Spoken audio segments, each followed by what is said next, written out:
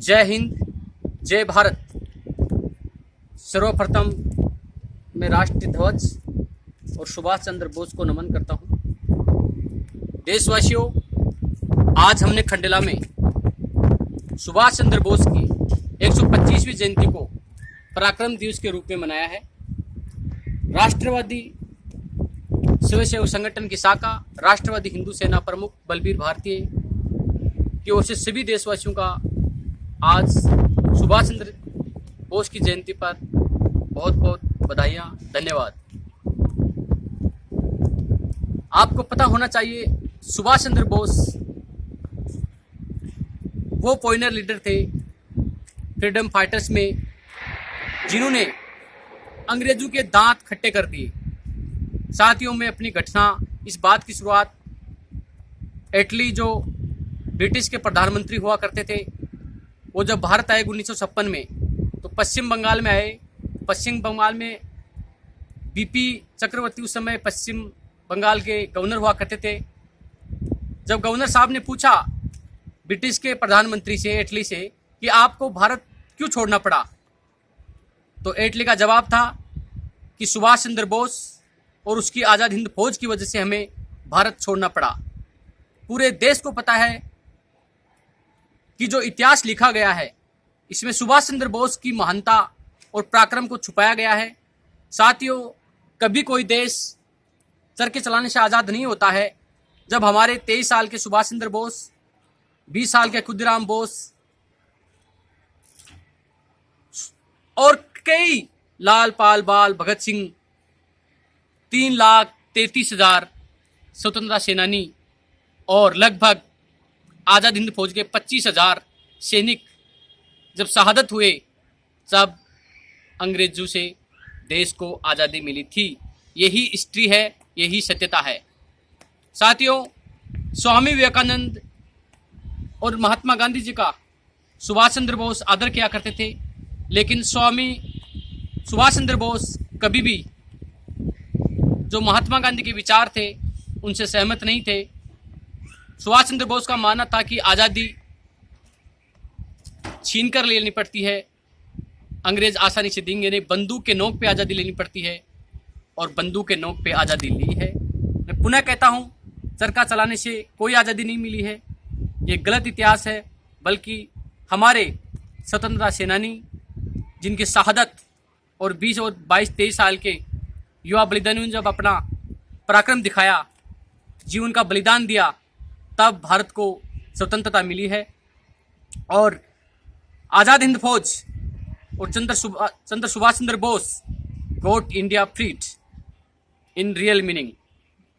क्योंकि भारत में अगर सर्वोत्तम अगर प्रयास और एक जबरदस्त लड़ाई और जंग की बात करते हैं, तो वो सुभाष चंद्र बोस, उसके आज़ाद हिंद फौज, भगत सिंह, चंद्रशेखर आज़ाद, इन लोगों को जाती है। साथियों, क्योंकि सब जानते हैं, कोई शांति दूत नहीं थे अंग्रेज। जो चरखा चलाने से आज़ादी मिल गई, उनको भगाया गया है। और ये ब्रिटिश के प्रधानमंत्री ने भी कहा कि हमें आज़ाद हिंद फौज और ये 23 और 22 साल के जो बच्चे जो फांसी पे झूल रहे हैं, इनकी वजह से हमें भारत छोड़ना पड़ा है। सुभाष चंद्र बोस ने कहा कि तुम मुझे खून दो, मैं तुम्हें आज़ादी दूंगा। और उन्होंने ये भी कहा था कि जब किसी व्यक्ति को अपनी योग्यता पर विश्वास नहीं है, अपने आप पे भरोसा नहीं है, और दूसरों के कंधों पे अगर काम करता है, वो एक दिन घायल हो जाता है। और वाकई सुभाष चंद्र बोस आशावादी थे, और वो अपने सैनिकों को अक्सर ये कहा करते थे, ये कह के प्रेरित किया करते थे कि हम सबको ये सुनिश्चित कर लेना चाहिए कि हमें सबको मरना है, क्योंकि भारत को हमें जीने देना है, राम राज लाना है, इसलिए हम सबको मरना पड़ेगा। ये स्वामी विवेकानंद अक्सर और सुभाष चंद्र बोस अपने सेना के लोगों से कहा करते थे। और आज पूरा देश सुभाष चंद्र बोस की जयंती को पराक्रम के रूप में मना रहा है, क्योंकि वाकई सुभाष चंद्र बोस एक पराक्रमी व्यक्ति थे, जिनकी अद्भुत क्षमता थी। और सभी युवाओं को इस देश के लिए इस समय आज़ादी की तो जरूरत नहीं है, क्योंकि देश आज़ाद हो चुका है, लेकिन भ्रष्टाचार, आतंकवाद, देशद्रोह, इनके खिलाफ स्वामी विवेकानंद के पद चिन्हों पे स्वामी विवेकानंद से प्रेरणा लेकर युवाओं को इस पे काम करना चाहिए। साथियों, स्वामी विवेकानंद के साथ में सुभाष चंद्र बोस से प्रेरणा लेनी चाहिए, भगत सिंह से प्रेरणा लेनी चाहिए, सभी स्वतंत्रता सेनानियों से प्रेरणा लेनी चाहिए, क्योंकि ये वाकई हमारे असली हीरो हैं। चाहे आप सुभाष चंद्र बोस की बात करो, स्वामी विवेकानंद की बात करो, भगत सिंह की बात करो, they are our real heroes. बाकी जिनको हीरो मानते हैं वो हीरो नहीं है, क्योंकि इन्होंने वाकई में पराक्रम किया था, हीरोइक कार्य किए थे। इसीलिए सुभाष चंद्र बोस न केवल मेरा बल्कि संपूर्ण भारतीयों का हीरो हैं, और ऐसे हीरो को हम बार बार नमन करते हैं। और इनके शहादत दिवस और इनके जयंती पर हमें प्रेरणा लेना चाहिए कि सुभाष चंद्र बोस के द्वारा बताया गई रास्ता, जो कि साहस का रास्ता दिखाता है, बलिदान का रास्ता दिखाता है, हिम्मत का रास्ता दिखाता है, तो हमें सबको मिलकर भ्रष्टाचार, आतंकवाद, देशद्रोह के खिलाफ इस समय जो देश में पनप रहा है उसके खिलाफ सुभाष चंद्र बोस द्वारा बताए गए रास्ते पे चलना चाहिए। यही हमारी सच्चा पराक्रम दिवस होगा, और यही सुभाष चंद्र बोस जी की जो जयंती होगी। हालांकि आपको पता है कि सुभाष चंद्र बोस अगर 1947 के बाद में जिंदे रहते, हालांकि कोई डिक्लेरेशन नहीं है वो कब मरे थे, तो मैं कहता हूं कि नेहरू की जगह अगर सुभाष चंद्र बोस प्रधानमंत्री होते तो आज देश की दिशा और दशा अलग होती, देश बहुत आगे होता। लेकिन नेहरू ने और गांधी जी ने मिलकर न केवल सुभाष चंद्र बोस की महत्ता को खत्म किया, बल्कि इस देश का विभाजन भी किया।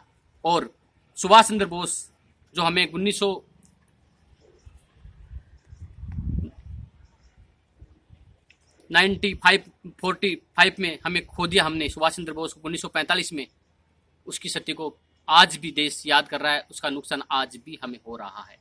इसलिए सुभाष चंद्र बोस जैसे व्यक्ति की सती को कभी देश भूल नहीं सकता, क्योंकि आज वाकई अगर उससे 1947 में प्रधानमंत्री होते तो आज देश बहुत आगे होता, पराक्रमी देश, प्रभावशाली देश, मजबूत देश, और देश की दिशा और दशा अलग होती। लेकिन इन गांधी और इन नेहरू की गलतियों की वजह से आज हमारा देश में जो खड्डे हैं, देश की जो समस्या है, वो आज भी मतलब बीज की तरह इस देश में काम कर रही हैं।